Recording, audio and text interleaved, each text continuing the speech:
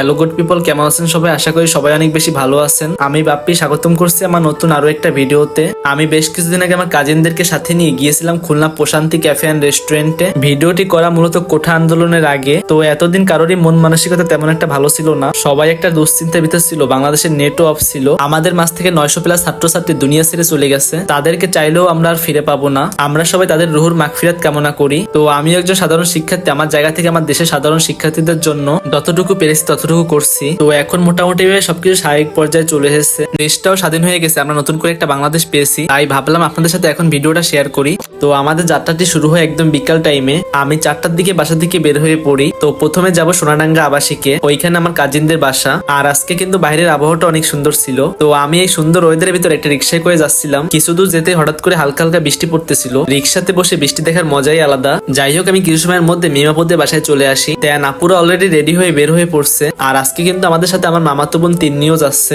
যাই হোক, তো ওদেরকে সাথে নিয়ে একটা অটোতে করে রওনা করি আমরা প্রশান্তি ক্যাফের উদ্দেশ্যে। আর আজকে কিন্তু আমরা শুধু 3জন যাচ্ছি না, আমাদের সাথে আলবি ভাইও যাচ্ছে। আলবি ভাইয়ের বাসা গল্লামারিতে হওয়াতে আমরা তাকে গল্লামারি থেকে পিক করি। যাই হোক, তো আপনার প্রশান্তি ক্যাফেতে যেতে গেলে প্রথমে রূপসা ব্রিজের নিচে যেতে হবে। আপনার সুবিধা মতো আপনি যে কোনো পথ থেকে যেতে পারেন। আমরা গিয়েছিলাম 0 পয়েন্ট হয়ে রূপসা ব্রিজের যে হাইওয়ে রোডটা রয়েছে ওই পথ নিয়ে। নদী পথে ওই রোডটি অনেক ভাঙা, আপনার এই রোডে যাওয়াই বেটার হবে। যাই হোক, তো রূপসা ব্রিজের নিচে আসার পরে সোলামের দিকে যে রোডটি গেছে রোড নিয়ে সামনের দিকে যেতে হবে। 3 থেকে 4 মিনিটের মতো গেলে আপনার হাতের বাম পাশে প্রশান্তি ক্যাফে অ্যান্ড রেস্টুরেন্টটি পেয়ে যাবেন। নদীর পাশে বড়সড় একটা জায়গা নিয়ে করা ছিল রেস্টুরেন্টটি। যাই হোক, তো এখানে ভিতরে প্রবেশ করতে গেলে জনপ্রতি 50 টাকা করে টিকিট কাটা লাগতেছিল। তো আমরা এখান থেকে টিকিট কেটে ভিতরে প্রবেশ করি। ভিতরে 50 টাকা দিয়ে প্রবেশ করলেও আপনার একদম লস হবে না, কারণ এইখানে যে এত সুন্দর ভিউ, মানে এক কথায় অসাধারণ ছিল জায়গাটি। যাই হোক, ভিতরে প্রবেশ করতে হাতের বাম পাশে এমন বড়সড় একটা জায়গা পেয়ে যাবেন। এইটি ছিল মূলত গাড়ি পার্কিং এর জন্য। তার পাশেই ছিল ঝিনুক সোলাম, যেটার ভিতরে অনেক সুন্দর সুন্দর ঘর সাজানো শপিস পাওয়া যাচ্ছিল। তার সাথে বাচ্চাদের থেকে শুরু করে বড়দের অনেক সুন্দর জামা কাপড় পাওয়া যাচ্ছিল। বিশেষ করে মেয়েদের এই 3 পিস গুলো আমার কাছে বেশ ভালোই লাগছে,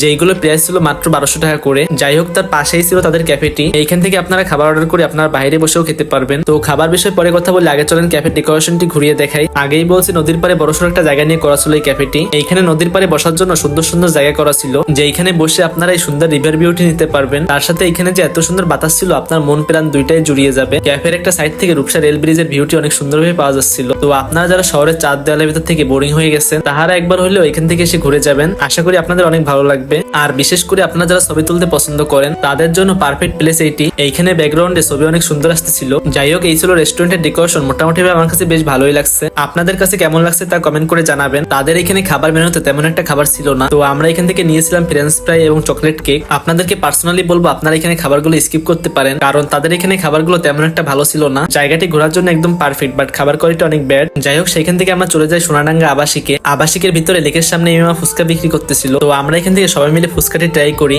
মোটামুটি ভাবে ফুচকার স্বাদটি বেশ ভালোই ছিল। সেখান থেকে সন্ধ্যার দিকে আমরা গিয়েছিলাম নিউ মার্কেটে। নিউ মার্কেটের 2 নং গেটের সামনে থেকে নিয়েছিলাম আইস টি। এইটার মাধ্যমে আজকের ঘোরাফেরা খানা দানা শেষ করি। আজকের ভিডিওটা আমি এই পর্যন্ত রাখতেছি। Thanks for watching my video. দেখা হবে নতুন কোনো ভিডিওতে। এই পর্যন্ত ভালো থাকবেন। আল্লাহ হাফেজ।